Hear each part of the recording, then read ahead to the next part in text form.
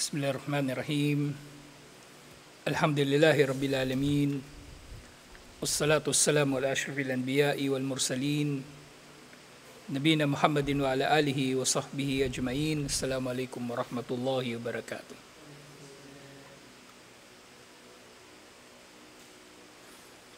Sa sirah, insyaAllah, at tatalakay na natin yung pagsisimula ng da'wa ni Propeta Muhammad sallallahu alaihi wasallam.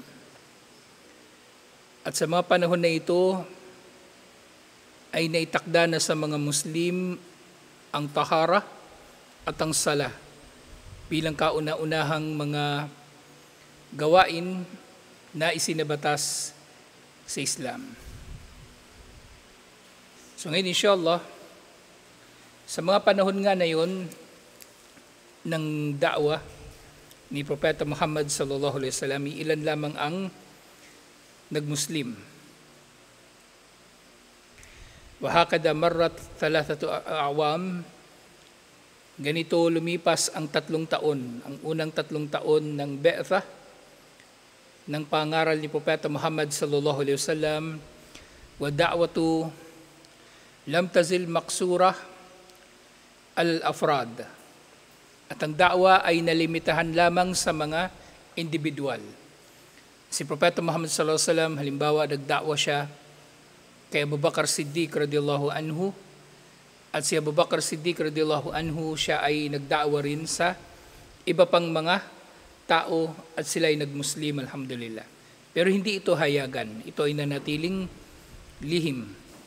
At sa mga panahon na ito ay naging malaki ang papel ng bahay ni Al-Arqam bin Al-Arqam, na kumbaga naging lugar ng pagtitipon ng mga Muslim, parang Islamic Center at masjid para sa kanila. Na yung Darul Arqam na tinatawag, ito ay pribadong bahay ni Al-Arqam. Pero ito ay, alhamdulillah, inilaan niya para sa pangangaral ni Propeta Muhammad sallallahu alaihi wasallam. Actually, nung nagmuslim si Umar bin Khattab radhiyallahu anhu, ito yung pinuntahan niya nang hinahanap niya si Propeta Muhammad sallallahu alaihi wasallam. Ito yung bahay na pinuntahan niya, yung Darul Arqam. Saying nga, walam yajhar biha an-nabiy sallallahu alaihi wasallam fil majami'i wan nawadi. Si Propeta Muhammad sallallahu alaihi wasallam, hindi niya ginawang hayag ang kanyang da'wa sa mga pagtitipon ng mga tao o sa mga konseho ng Quraysh. Illa annaha urifat lada Quraysh. Pero gayon pa man, kahit inilihim nila ito, ay nalaman pa rin ng Quraysh ang tungkol sa da'wa ni Propeta Muhammad sallallahu alaihi wasallam. At kabilang nga dito yung iba't ibang mga pagkakataon, bago si Abu Talib, nakita niya si Propeta Muhammad sallallahu alaihi wasallam at si Ali na nagsasala. Sina Abu Sufyan at yung ibang Quraysh, nakita niya ang mga Muslim na nagsasala sa gilid ng bundok. At nakita nila yung pagbabago sa ugali ng ilan sa mga sahaba. Halimbawa niyan si Abu Bakar Siddiq radhiyallahu anhu, hindi na siya masyadong nakikipag-usap o nakikisalamuha sa Quraysh. At yun ang mga unang pagkakataon na nabatid nila ang tungkol sa lumalaganap na ito na bagong relihiyon na nauna nang niyakap ng ilan sa Quraysh, na katulad ng talakay natin nung una, tinataya na nasa sa mga naunang taon, humigit kumulang 80 sa Quraysh ang nagmuslim. At ang marami sa kanila ay may hina.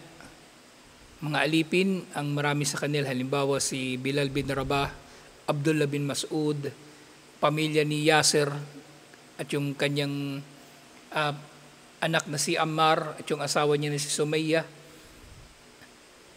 Marami sa mga naunang mga nagmuslim ay may hina. Wa fasha dhikra al-Islam bi Makkah.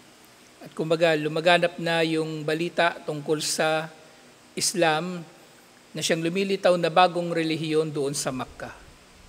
At actually doon sa Makkah, tuwing ang meron silang nababalitaan na nagmumuslim, ang tawag ng Quraysh dito ay, kumbaga yung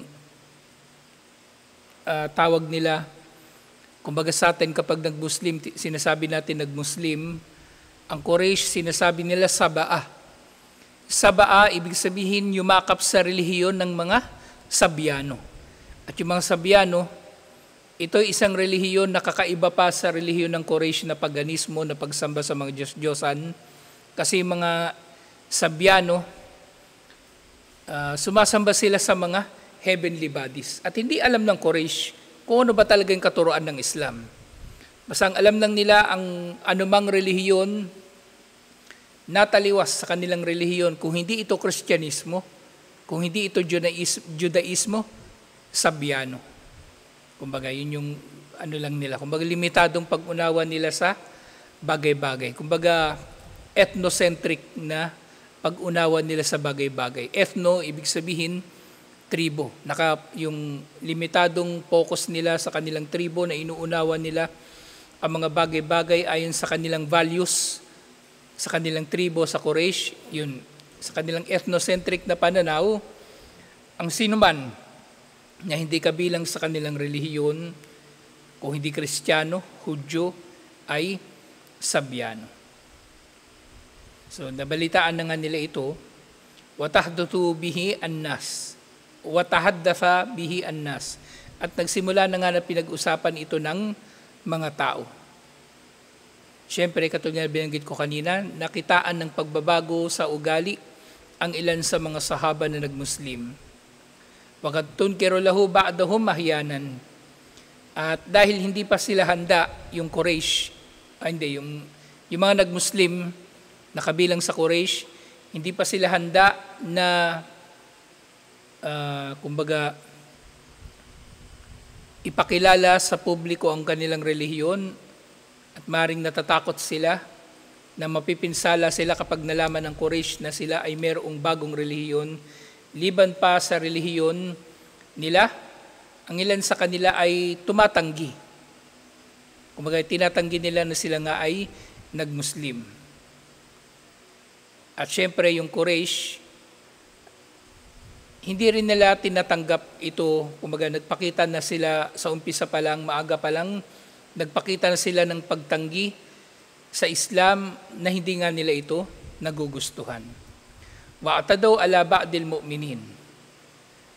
At ang ilan sa mga Quraysh pa nga, sila ay lumaban o kaya nagpakita ng kanilang hindi pagsang-ayon sa mga mananampalataya sa pamagitan ng literal na pag-away sa kanila. Maaring minumura nila yung mga mananampalataya o kaya ay literal na sinasaktan, katulad ng na babanggit tungkol kay Omar bin Khattab radiyallahu anhu. Illa annahum lam yahtammu bihi kathiran haythu lam yata'arrad ar-Rasul sallallahu alaihi wasallam lidinihim. Pero kaunti lamang ito na paglaban ng Quraysh sa mga mananampalataya. Hindi katulad sa mga nahuling bahagi ng Be'tah. Kasi sa naunang 3 taon ng Be'tah, wala pang masyadong aya na ipinahayag, at hindi si Propeta Muhammad sallallahu alaihi wasallam, hindi pa siya hayagan na nangangaral. Kaya para sa Quraysh, hindi naman nilalapastangan kumbaga ni Propeta Muhammad sallallahu alaihi wasallam ang kanilang mga Diyos-Diyosan, kaya hinayaan lang nila ito. Ang mas marami sa kanila ay hinayaan lang nila ang da'wah. Walam yatakallam fi alihatihim. Yan nga, dahil si Propeta Muhammad sallallahu alaihi wasallam hindi naman tinataliwas ang kanilang mga Diyos-Diyosan at hindi nagsasalita laban sa kanilang mga Diyos-Diyosan. So ganito ang naunang bahagi ng da'wah ni Propeta Muhammad sallallahu alaihi wasallam. Alhamdulillah. So dahan-dahan lang na lumaganap ang Islam sa Quraysh. So hindi ito nagdulot ng kaguluhan o hindi ito nagdulot ng rebellion. Ito ay dahan-dahan na ipinangaral sa mga tao. So ganoon din tayo, inshallah. Pero nga kalaunan, ang da'wa ni Propeta Muhammad sallallahu alaihi wasallam ay naging hayag. Ito ay naging hayag. So sinasabi rito sa sumunod na kabanata, awwalu amrin bi idharid da'wa. Ang mga unang kaganapan sa pagiging hayag ng da'wa. So sinasabi, lamma taqawwanat jama'atun minal mu'minina taqumu ala al-ukhuwa wa ta'awun, nang naitaguyod na ang jama'ah ng mga mananampalataya at sila ay nagtataguyod na ng kanilang jama'a sa pamagitan ng kapatiran at pakikipagtulungan. Wa tatahammal ab'u tabligir risalah wa tamkiniha min makamiha nazal al-wahi yukallifu Rasulullah sallallahu alaihi wasallam bi mu'alanatid da'wa wa mujabahatil batil bil husna. So dito, unang nabanggit yung tungkol sa jama'a.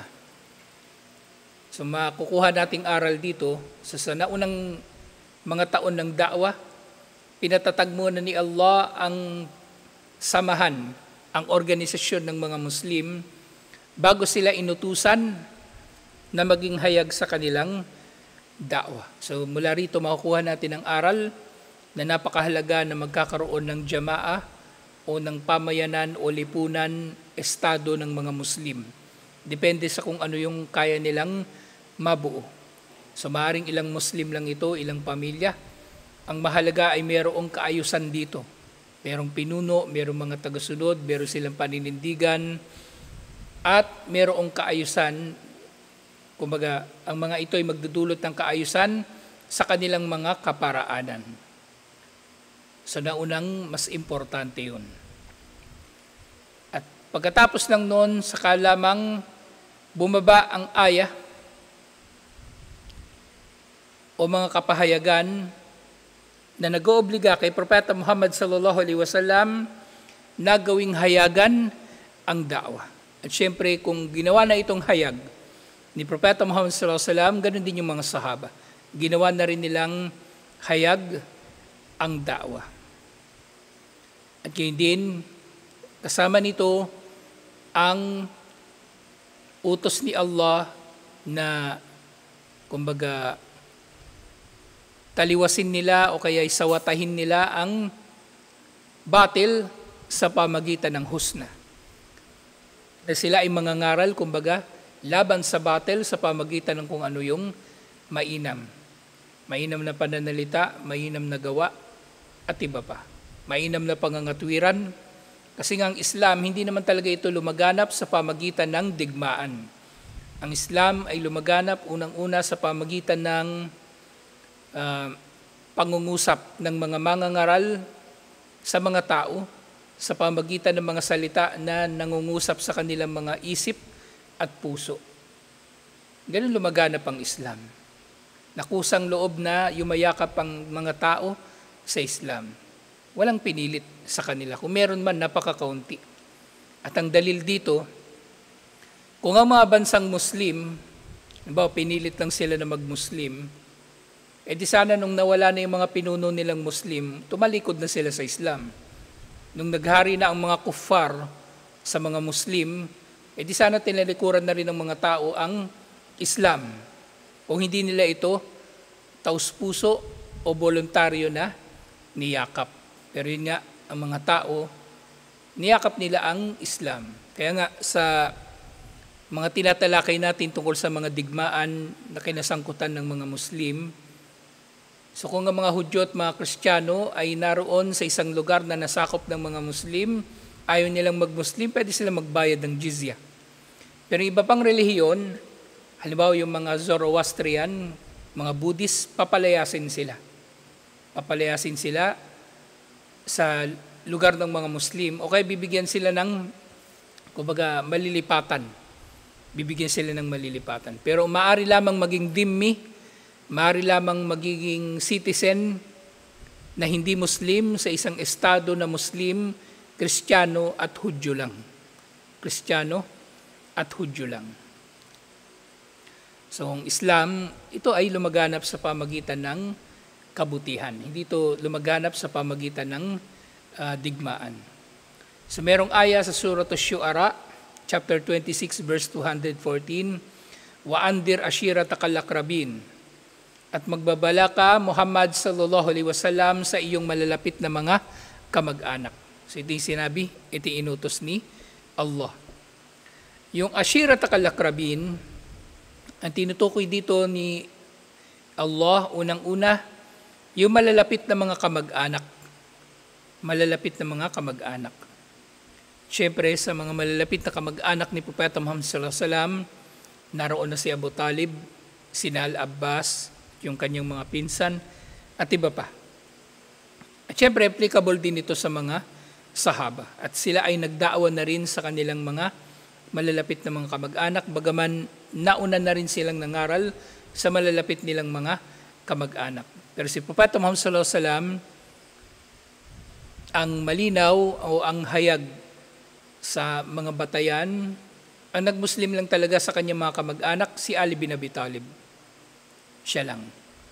Pero may mga batayan din na maaring yung sina Al-Abbas at sina yung asawa niya, si Lubaba, yung humampas kay Abu Jahal, kay Abu Lahab, kaya ito namatay.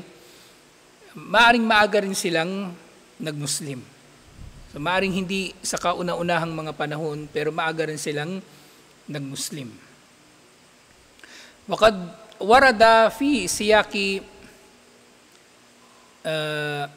dukirat fihi awalan kisata Musa alayhi salam. So dito sa Surah Asy-Syu'ara, nababanggit dito ang kwento ni Musa alayhi salam. Nababanggit dito ang kwento ni Musa alayhi salam, min bidayati nubuwatihi ila hijratihi ma'a Bani Israel.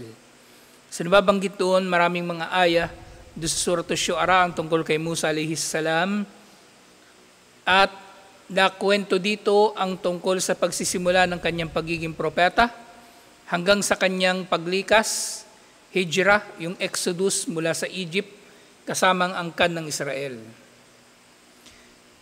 Wa qissatu najatihim min Fir'aun wa qaumihi.